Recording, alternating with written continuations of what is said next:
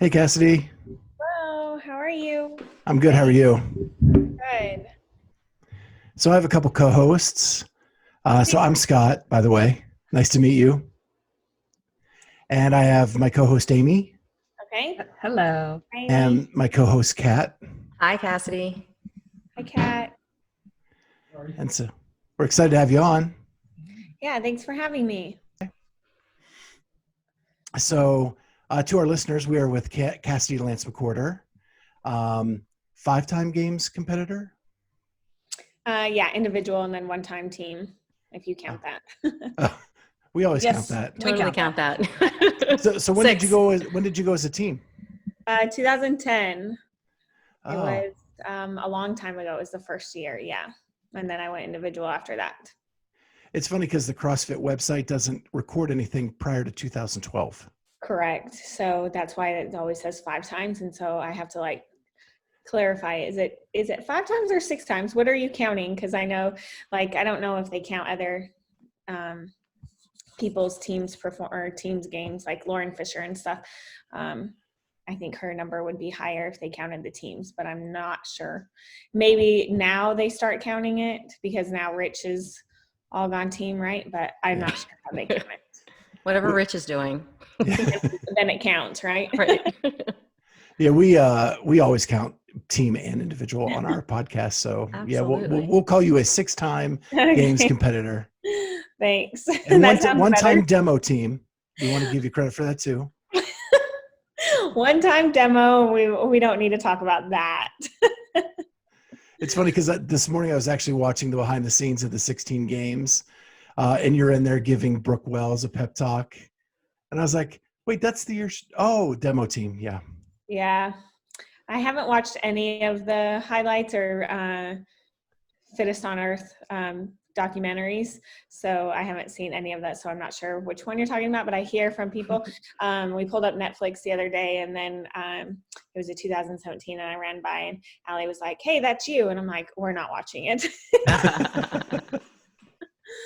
Is it just hard watching yourself, or you're just CrossFitted out by the end of the day? um, I don't think I want to watch myself, but I lived it, and I want to make sure I remember the memories that I remember and lived versus what other people saw. Oh, that's cool. Makes sense because I know I'm not in a lot of those, maybe just some clips, and so maybe I would get a little frustrated or just hearing different sides and stuff. So I just want to make sure that my side is what I remember and keep the good memories how they are. You said you were demo team in 2016? Is that the year? Yes. Okay, so that's that's the year that I made it to Carson as a spectator Yeah. to watch. And that was Brooke Entz was also on the demo team, right? Correct. Yeah. So I remember seeing lines of people wanting to take pictures. And I made it a point when I did, a friend of mine got pictures with you guys, and she made it a point to get a picture with everyone except for Brooke, because Brooke was leading the charts in people wanting pictures with her. I think she Yeah. was one of the most quote unquote famous of the Yeah. time. And so we were very particular that we wanted everyone else's picture. That's funny. Yeah. So I'm curious, what's your athletic background prior to CrossFit? Yep. So I did gymnastics growing up, and went from 4 years old till all the way through college. And I went to the University of Washington on a gymnastics scholarship.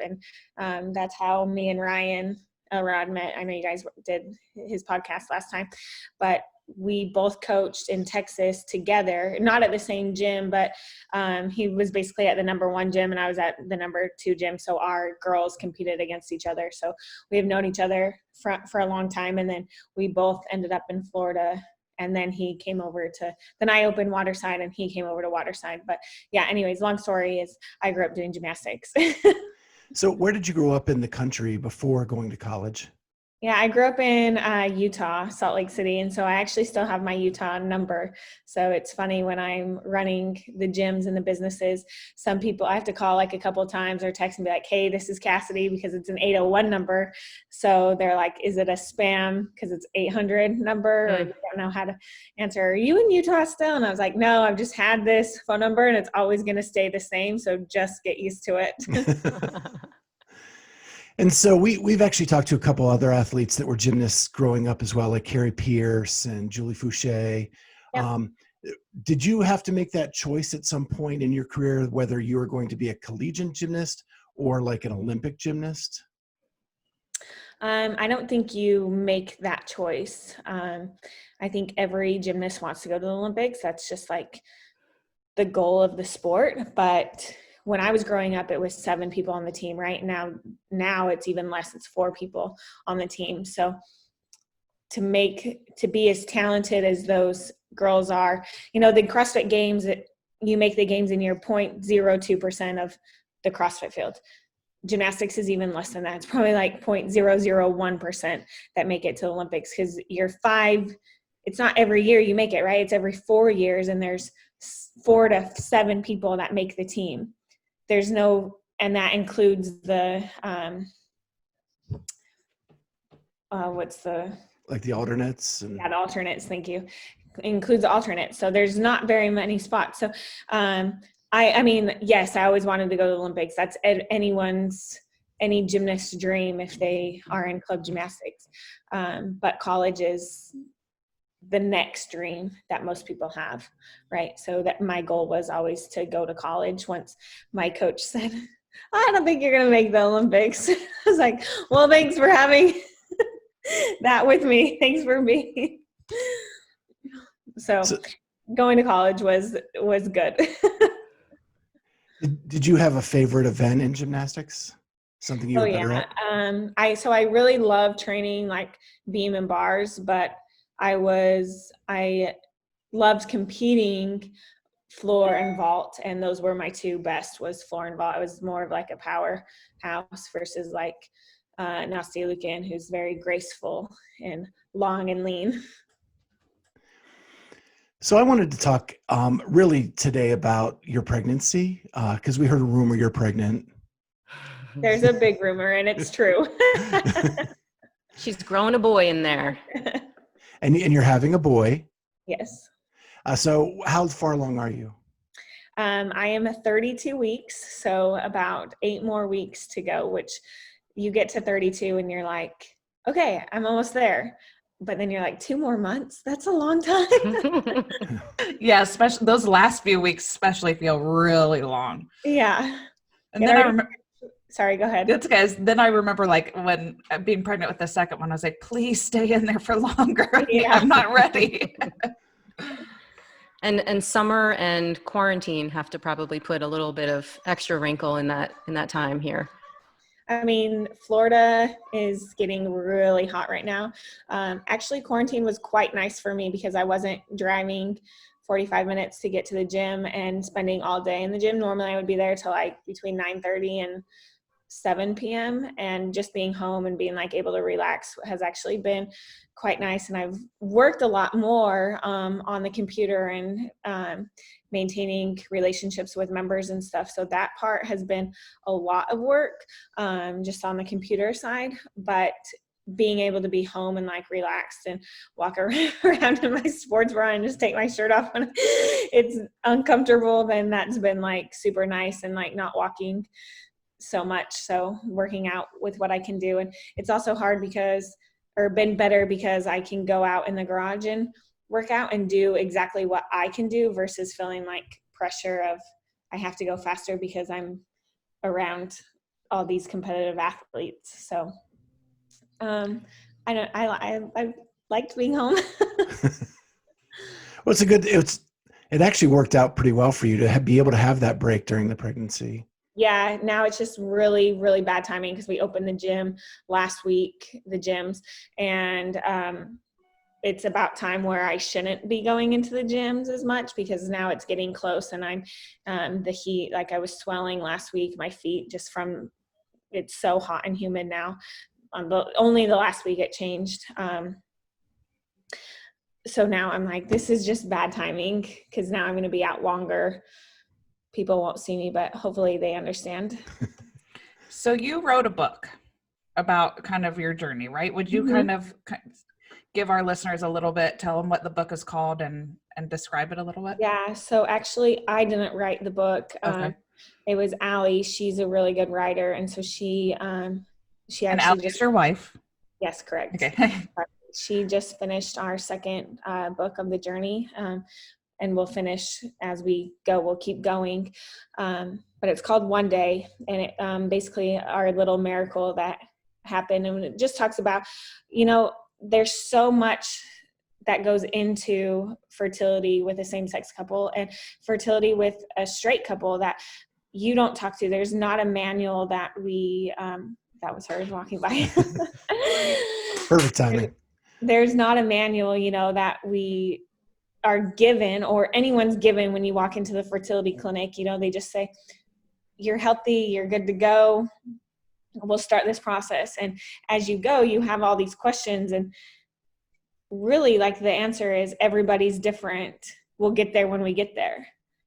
But what does that like actually mean? What does that look like? Can you give me a broader picture? I'm such a type A personality. Like if I have, these are my options over here, and I could go down A, B, or C path, and then C path leads to X, Y, and Z, then I would have felt better. But because it was just like all unknown for so long, and every appointment just kept changing, I think that was like the hardest part. So we just basically wrote down our experience and in this book and how we could help other people. So if there was questions on, what kind of medication, or we did this step and it was a mistake, but then we figured this step out and that was much better for us. So maybe that would help other people along the journey. And so it doesn't take them a year and a half, it takes them 2 months to dial things in. It's kind of like your nutrition protocol. Like if someone just told me to eat this at this time during the day, my workouts would be much better. And now there's all these templates from PR Strength or WAG or whoever you're working with, Feroce Fitness, but we didn't have that 5-10 years ago, right? And so now we're evolving. And so I think it's the same thing as like the fertility, or same thing as your workouts. Like you're going to take a baby step. You're going to take one step climbing up the stairs every time to get to, a 225 back squat. You're not going to do that on day one, but what are the steps that I have to get there to?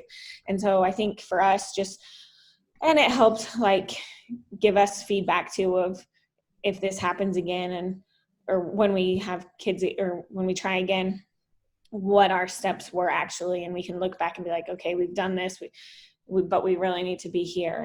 And so it just talks about that. And, it talks about, it goes into a little bit more depth of everything, obviously, and maybe a little bit more negative than positive. But the second book is definitely much more positive just because, the outcome finally happened.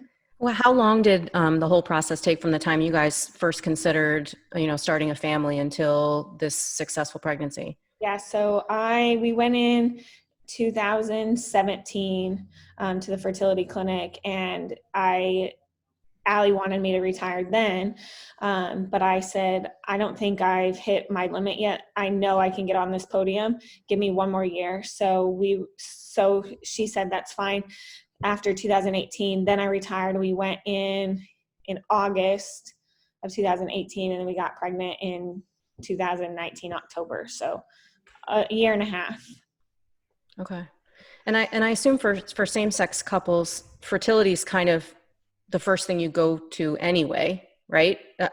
You've got 2 females, so you need help anyway. How long before you realized there was a problem? Or did you have trouble getting pregnant, or was it just the nature of the process was so long that? I had a lot of hormone balances that I had to fix myself, but I think it was also being with the correct doctor and having the correct protocol and stuff. And, they just kept telling me I was healthy. And as we went, I wasn't. And I mean, I was healthy on the outside, being coming off a strong game season, but going into trying to be a mom, like my balances inside were not. And so I had to, I started with thyroid medication and that kept getting updated. I had little procedures here and there. So every month was just like a challenging month. And with fertility, and I'm not sure if you guys know, but it's not like you can try every month. So if you're tracking in your same sex,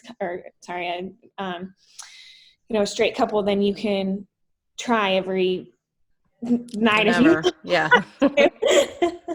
Or but if you're like really tracking, you can try like every month. And I thought that's when we would be able to be, but because I was on so many medications, you would have to take a month off in between to reset your body and then start again. So it's like you always constantly were battling, missing the cycle and trying to get your body to cooperate with what you're doing.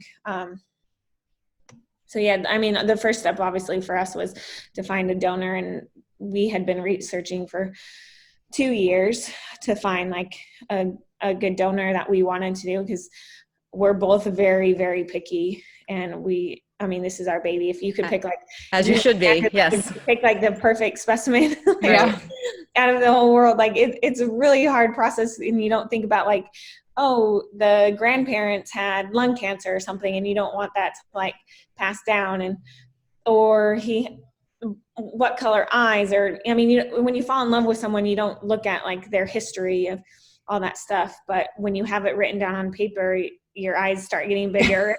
You're like, I don't know, even though like there's stuff that's in my family history and stuff in Allie's family history that you don't ever really look at. Right. It sounds kind of fun to try to like, you can engineer, half of this person, but I imagine it's pretty daunting. It just takes a while to like, does this matter as much as this? Right. And what are your top priorities? They go through, the clinics have such high standards anyways, but then you're like, oh, this is perfect. And then you see a picture of it and you're like, no, it's not perfect. So I'm curious, Cassidy, I've heard this before, and I think I remember like hearing Cara Saunders talk about it, but is it common for a lot of high competitive athletes to kind of need to rebalance their hormones after such a competitive season? Is that just something in general that's pretty common? I think it totally depends on like person to person. And I would have said that like originally, yes, but because some people have gotten pregnant so easy and then some people have taken longer, I think it like, just like the pregnancy and how each pregnancy is different. I think it totally depends on each individual. Would you attribute the difficulties that you had to your prior athletic career necessarily, or aren't you sure? That it's really hard to say because like, for instance, like my thyroid was totally fine for a normal person, but to support a pregnancy, it was a little too high. So, got it. And if I wasn't, that's hard to say because if I just got pregnant naturally, then no one would have checked my thyroid, but because I went to a clinic, all this stuff, and it's probably the same thing for other people. This might seem like an odd question, but I have this curiosity. Was it innate for you to decide that you would be carrying the baby? So Allie hates this question because. Oh, sorry, Allie. I've never heard it answered before, so you're my first. No, it wasn't. Like at first, yes. Allie does a really good job of like supporting and like caring for me and like playing that supportive role. But also like I joke with her because she wears chubby shorts and I'm like, I don't think you would look good pregnant in chubby shorts. So she's That's like, funny. hey. But actually she did try after I had a lot of fails and negative pregnancies come back. She did try one time and then. That's kind of why I was asking too. Like when you get into it, it's just better like I do because I wondered that because there's two uteruses, right? So you could try either one, and I guess when you have issues, she's more likely to give it a try, but that makes sense. One of her tubes was I got feisty, didn't I? I told you. one of her tubes was actually blocked. So we just had to make sure, like when she tried, that the eggs were developed on her right side, so that went through. So she can have a procedure to open those up, or open the tubes up, so then both sides take. But she got lucky because the eggs ended up growing correctly on the right side, and that's the side she needed. So, I mean, again, like there's so much that goes into it. Sure. Versus just like, it sounds like though that your books are going to be such a wonderful tool and just a way to share your experience to help a lot of people, because it certainly is an emotional journey, and it's so great to be able to also have that sort of emotional journey written down for your own sakes too, as part of a healing process, but also just as a remembrance of how hard that you worked for your special child. So yeah, we've tried to like document everything, and we've had a lot of people reach out. I mean, a lot of people reach out to us, and hopefully we've helped them too, and help guide them in a direction that they feel better about or more positive, through Instagram and stuff. And anyone can reach out to us, and we're happy to help and give like our best advice.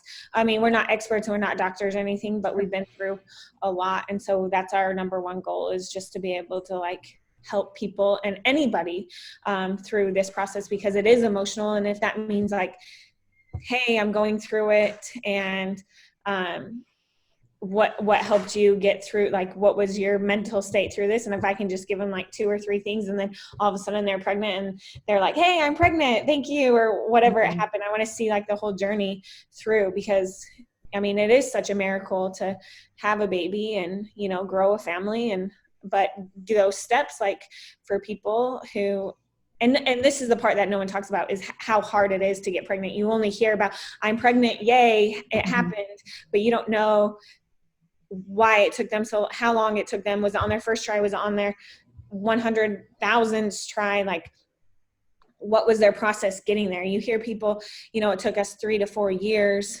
but you don't ever hear like the emotional state that they were in, the doctor's appointments that they had to go to, the medications and drugs that they had to like put their bodies through. And, it's a lot. Like, I mean, it's just like trying to get to the CrossFit Games. Like, those athletes suffer in the gym all the time, but I felt like I was suffering as well, trying to like take all of these medications and giving my body, I gained 10 pounds just by taking medications and not being able to like work out, because the doctors told me I shouldn't work out. And yeah. So that's how, I'll just take over these pregnancy questions, Scott. You just sit tight.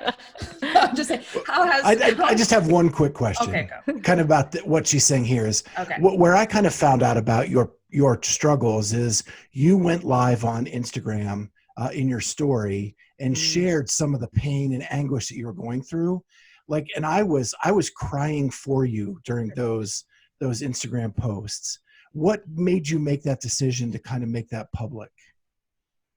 So we had waited for a long time, because we had not even told our families or friends that we were trying to get pregnant. We just wanted to surprise them. This goes back to like, oh, well, it will happen in a couple months, like not thinking anything of it, right? And so 2018, we were like really hopeful that we would be able to tell our families that we were pregnant for Christmas. And it was funny because it ended up happening the following Christmas. But through that, all that timeline, we had missed, my grandma had passed, and I couldn't fly home because I was going into the doctor's like 2 days later. And so I had to I was like, how do you miss my grandma's funeral? And explain that to my mom. What's more important than flying to Utah, except for trying to have a baby and trying to, do this right. So I had to explain that to my mom. And from there, we explained that to all our families, why we're missing birthdays, why we missed a wedding. Like, I can't go in because I have, and it always happened. Like, it wasn't just one time, like we missed one funeral or one wedding. Like, we had missed multiple things because I kept having to go in the doctors, and I couldn't miss that doctor because you have to make those appointments. You're only in this certain cycle, this 12-day cycle every month. And it just kept happening. So once we told everyone, the support and love that we had from everyone was like, it's fine. Like, we totally understand. Like, the love and commitment that we got from people was like overwhelming. And once we realized that, why not share it with the rest of the world? And then once we shared it, I mean, the whole world opened up to us. And then we realized we could reach out to a lot more people. It wasn't something planned. I think that Instagram story I had just like recorded by myself. I was pulling up to the gym one day and I was like, I had to stop crying. And I was by myself. But the only way for me to like stop crying was to like write down those feelings. And because I was in my car, I couldn't write down, and I couldn't go in the gym and hurry around in my office, so I just filmed myself. And I think it was just an emotional thing. So I just posted it, and Allie called me and she's like, I didn't know you were going to do that. And I was like, I didn't know either. And we kind of had a talk that night, and, our communication skills and our relationship kind of grew even stronger from this journey. And, we've been together for 11 years. So we have a pretty good relationship, pretty strong relationship, but even like through like these tough times, like it can either tear you apart or bring you together. And it brought us even closer together. So even after that night, we decided like, we're going to document every single thing and, share with what we can. And our family has really appreciated it. And, we keep them updated with everything. And our close friends, like, again, like, are so supportive of it. And then, I get a lot of good feedback on social media, and that's not my goal. My goal is not to be like out and proud about this. But my goal is to, if you need help, I'm here to help you. And this is my story. And hopefully this, you can either relate to it or, you can ask questions and take it from there. So how has pregnancy changed, or how's your training changed since pregnancy? Good job. You're rehydrating. That's good. That's important. Not that well. I mean, obviously, I still work out every day, and I feel better when I work out. Like, I went a couple of days without working out, and I'm just achy and hurty. And so I know a lot of people are like, oh, good, I don't have to train as hard. But I really like, I think I'm the same way as kind of Annie. Annie's always out and doing so much, and she's doing a lot more than me. But I try to at least get in an hour, a day, and then I have a lot of work to do for the gyms and stuff. So, but an hour is good for me and good workouts. And obviously the intensity has gone down a lot. And I did step ups last week, and they were a nightmare. I was like, these are the hardest step ups I've ever done. But like the weight and stuff, I haven't lifted, like, I won't back squat over like 145 now. At the beginning, it was like 165. So I dropped like all my percentages by like nearly half. Anything in a WOD, at first it was 115, but now it's 85 pounds. So still moving my body and lifting weights so you're healthy, but it's not anything intense. Sure. I don't want to step on your toes again. No, you're fine. Sorry, I didn't. So where can people get access to your book? Yeah, everything is on my Instagram. So you can just go to my bio and then click it there. Awesome. And you are working on part 2? Yes. And are you going to continue on with that after the birth, or in pregnancy number 2? Yeah, I think so. I think right now is just like the whole journey of like right now, I think we left off of, Al, where does the second book start? What'd you say? Where does the second book start? What part? I think the first book ended as we got pregnant, and so it's picked up in it's probably December. We picked up in December. We told our family. And so then it tells our family, and then goes through like all our doctor's appointments. And so we ended up going to high risk. So you guys have to read it, but we had twins at one point. Oh, wow. So it talks about all this. And so we're still considered high risk. And we went into the OB yesterday, and she was going to do an ultrasound, and she was like, I can't do an ultrasound today. I'm sorry, but you're still going to high risk. And we asked them, like, I thought that appointment canceled. And they're like, they haven't released you. So we've been going like double doctor's appointments, for 8 months. So we've seen a lot. And then there's actually other people. It's funny because I know I talked to like Miranda Alcaraz, and she was like, yeah, I've only had 2 ultrasounds this whole time. And I'm like, 2? I had like 20. Yeah, there's a blessing to that high risk stuff, you know, like you get, you know, that everything's going really well if you can do that. So. And they've been like so nice and so helpful, and we're very spoiled with the doctors that we have now. So, so the book continues into all of that stuff and how we switched OB doctors, and just kind of again like our preferences and what we needed, because it's all emotional and like what you need, and if you're not comfortable, then you need to change stuff up. So it talks about that stuff, and then I think so once it stops, we'll talk about now the birth in book 3, and then go from there, and more kids. Are you comfortable sharing a little bit about your birthing plan at all? Like anything out of the ordinary? Yeah. So actually, I've been doing PET with Rebecca from Lady Bird, and honestly, I didn't even think about a birthing plan.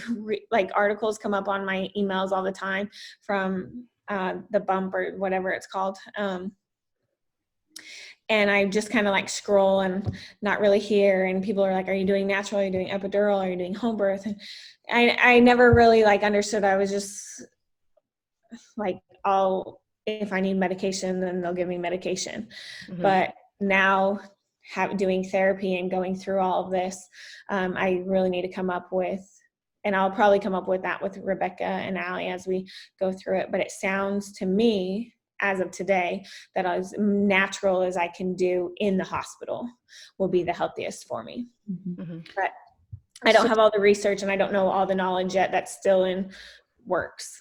With all of the COVID stuff going on, like, and I don't know what it is, and the restrictions are in Florida, but will Allie be able to be there with you for the birth? Yeah, so we are lucky. So we both can go, but no other person can go. So our parents can't be in there.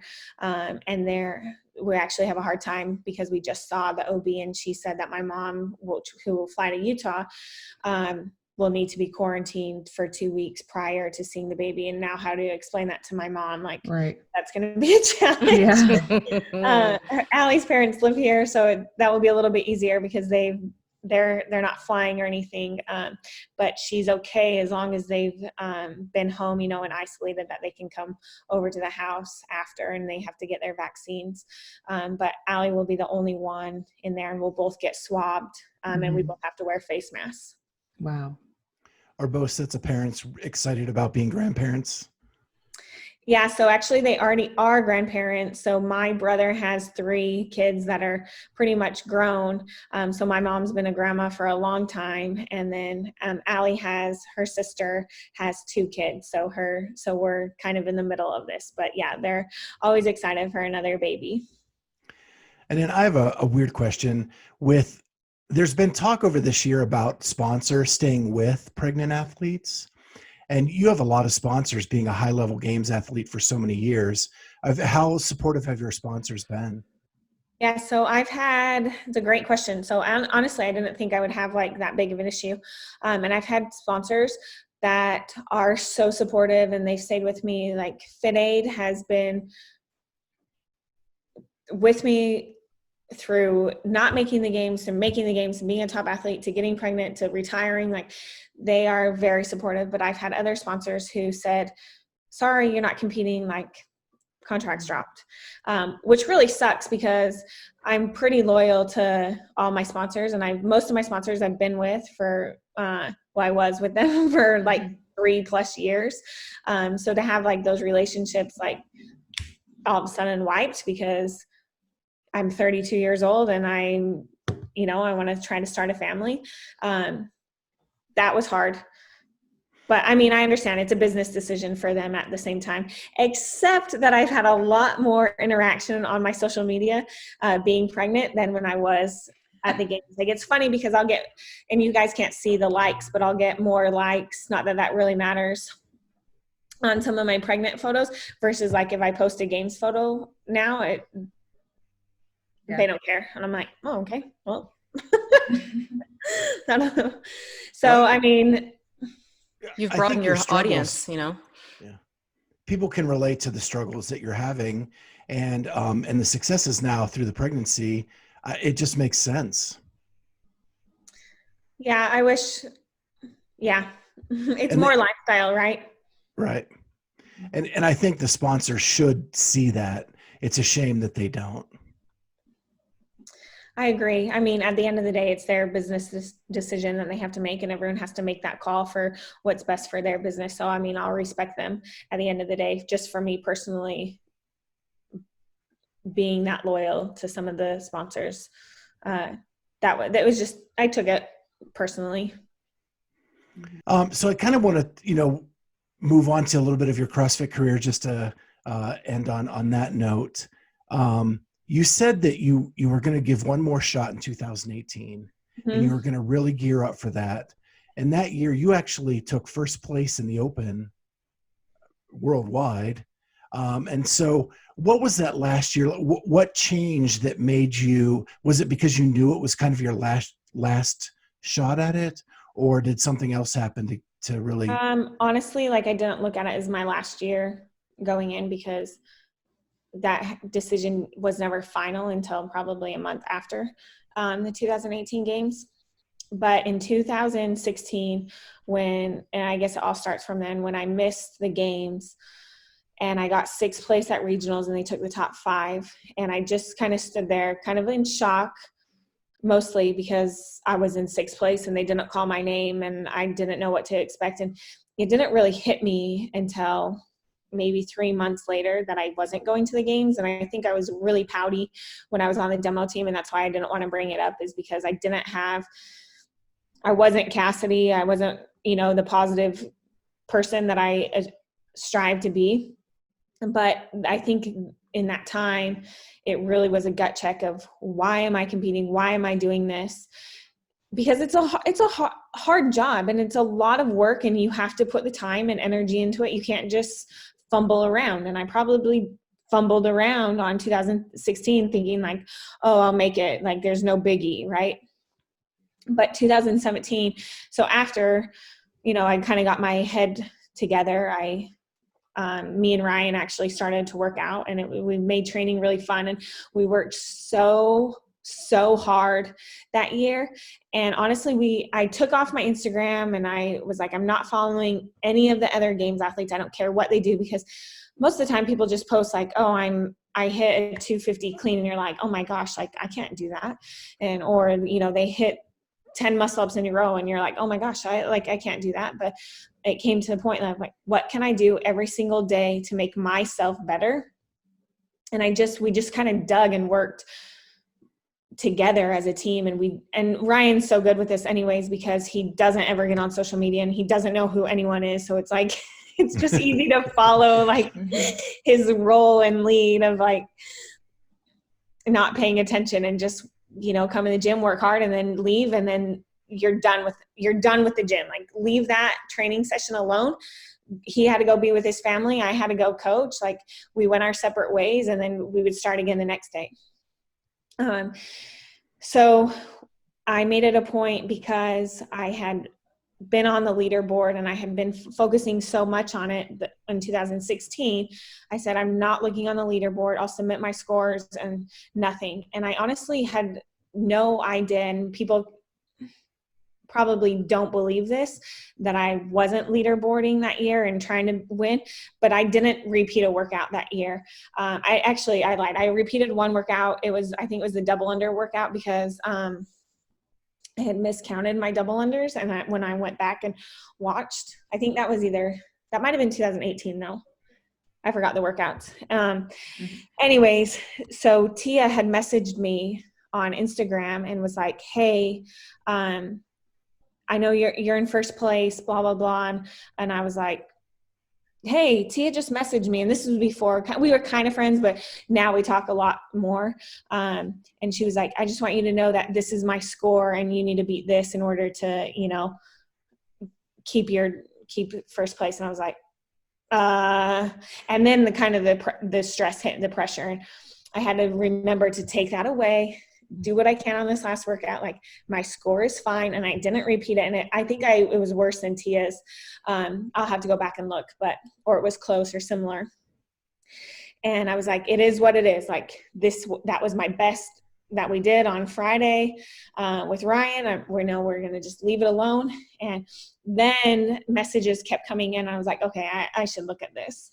So I finally looked at the leaderboard, and I think I was kind of shocked. But it just plays a role into like paying attention to what you need to do for yourself. And so, but that year, my goal was to win. It wasn't to win the Open. It was to win regionals and to podium on the games. And like, I really knew that I could do that if I put the team in place and put my mindset in place. So we had like our massage therapist every week, our nutrition was in place, sleep was in place. Like, we wanted to do everything that we could. So when we looked back, we didn't say, wish I coulda, woulda, shoulda done something different, right? We tried to do everything in place. And it really just came down to 2 workouts for me at the games, I believe. And I wasn't as strong mentally as if I looked back, and I could have done better. But at that point in time, that was the best that I could do. Or that's the mentality that I was in. Then, I had the conversation with Emily Bridgers, and she was, I'm done. She hurt her ankle that year. And it was an unfortunate event because she was such a good athlete that year. And she was like, no, I'm done. I'm retired. And I'm going to start a family. And, we kind of talked, and I was like, I don't know, I wanted to be on that podium so bad. And she was like, Cass, you need to do what you need to do for you. If it's one more year, or if you start, your family, like, don't make this about other people. And it goes back to my whole saying, right? Do what you need to do for yourself. And it's the same thing that our book is about. Our doctor choices, our protocol choices, like, everything that you need to do needs to be in your best interest and not what other people are saying. So then we went on vacation to Jamaica with my brother and his girlfriend right after the games, and just relaxed and had an enjoyable time. And then it was from there, it was like, I don't want to put another year at risk, because I think I can get on the podium, right? Like, I did everything I could, and I can't take any of that back. So no, now it's time to start a family. So from then on, like, made the decision, and it was clear. And so now I couldn't be happier. So, having this little miracle inside me was like better than any athletic accomplishment that I've ever had. So it was 2 decisions were very, I think, done very well, going to the 18 games and making that year the best that I could have, and then also starting our family for us. Was that 18 year your favorite year at the games because you took the pressure off? I think 2014 will always be my favorite year. I really enjoyed the programming, and it was just such a fun year. I think there was more pressure on me on 2018. So 17 would be the next best year. Also because I liked the programming too. And I would say the 2019, I would have done really well with the programming. Like, Carrie did awesome. I liked those workouts too. But I would go in order: 2014, 17, then 18. And so you've been around a long time in the sport, from Carson to Madison. Did you like one better than the other? Oh my gosh, like, you can't take away Carson, right? It's the home of the CrossFit Games, and I think that will always be the home. But being inside, everyone at Carson, like, you look forward to the tennis stadium. I can't wait to get to the tennis stadium at night. It's going to be good CrossFit workouts. But then you go to Madison and have the electric crowd inside that stadium. That is phenomenal. And the lights, like, that is really phenomenal. Where Carson is probably just as loud in the tennis stadium, but because it's outside, right, the range goes further than being inside the tennis stadium or inside the Coliseum. So of all of your workouts that you've done at the regionals and the games, what was the one that you just like, this is my jam, and I just crushed it? Gosh. I don't know. Too many I'm to sure choose from. I've probably some type of pull-up workout or overhead squat workout. What? Overhead squat for sure. Yeah, but they want to know a workout. Oh, a specific one? Yeah. I would actually have to look back and see what the workouts were. So I know you took 4th place in the 1 rep max overhead squat. Yeah. So you did well there, and you took 4th place in the 30 muscle ups for time. Okay. Yeah, that was a good workout. Actually, that has a story behind it. If I knew I could do well, but I had no idea what I was going to do, and I was like actually really stressing. I did that workout because it was one of the workouts that was announced prior to the games. And I did that workout at least 3 times in practice. And I usually like one workout. Okay, that's fine. I'll get my game plan and then we'll move on. But because we had so much time when that announced, like you had time to practice. And if you didn't practice, you were going to get behind other people, right? So Allie would judge me and time me and count my reps. And we would do this in the morning class. And then we did this also at nights, and I was doing 2-a-days too. And I remember one time, like the first time I did a huge set of 10 or 13. And then my numbers went to shit to like 2s, and my time was like 2:43. And I would like get down and I would like cry. And I'm like, oh my gosh, that was the worst workout ever. Then I redid it and I was like, let's do 4s to 5s. And I finished in like 2:40. I'm like, it's the same time. And I would get so mad and I storm out the door. So we're like, okay, what about like 7s? And so I did like 6s and 7s. My time was like 2:40. And I'm like, oh my gosh, I'm going to lose it at the same time every time. It doesn't matter. And I'm like on the ground crying because I couldn't get past 2:40. And so finally Allie was like, just do 6s. 6s is the game plan. Come down, because I ended up not getting, like, my muscle fatigue, like I was fine. I could have done like 5 more sets if I just kept doing 6s. But when I did the huge set of 10, like 2 for the last one, it was like a huge struggle. So finally get to the games, and I remember, okay, do 6s, and all Waterside, including Allie's like, 6s, yelling at me, and I'm like, okay. I remember getting on there and I'm like, 6, this is too easy. And I came down and I'm like, I'm the first one off the rings. And I'm like, this is bad. I get up and I'm this first one off again. And I remember the announcer saying, Cassidy's the first one off the rings. And I'm like, and Emily Bridger's still on there for 18. And I'm like, oh my God. In my head, it's just like going crazy.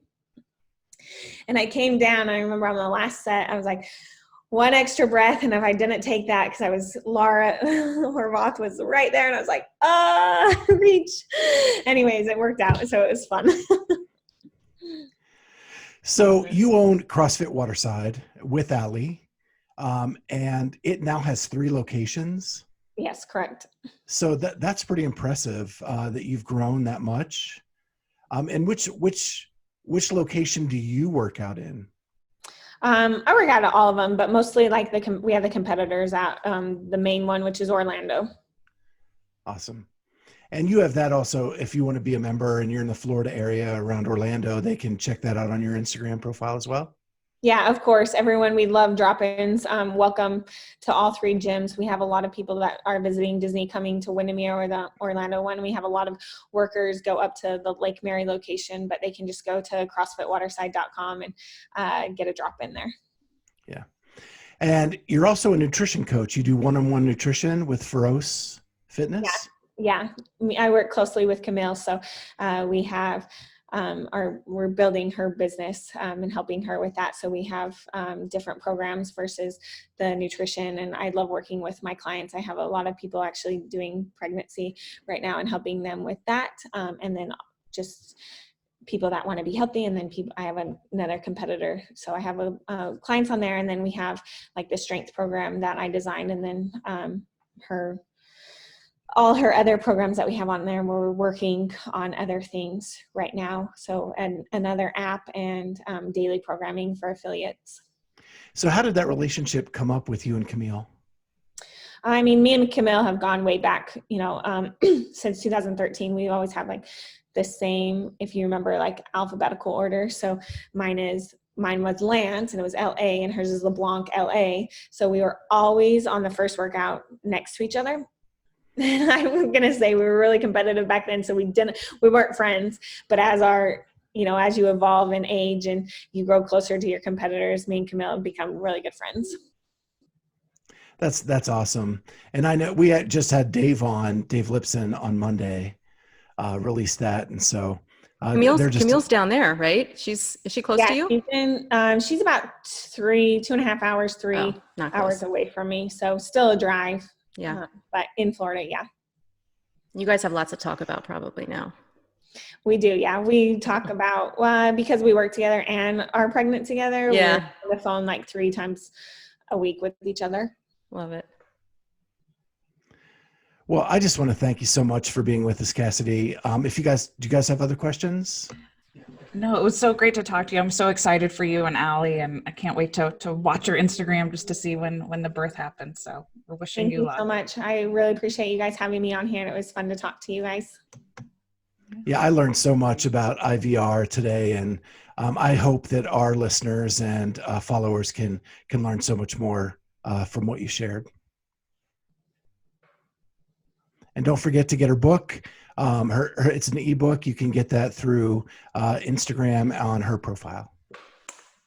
Thanks, Cassidy. All right. Thank you, guys. I appreciate it. Yeah, have a great pregnancy and a great rest of your week. Thank you. You too. Bye. All right, bye.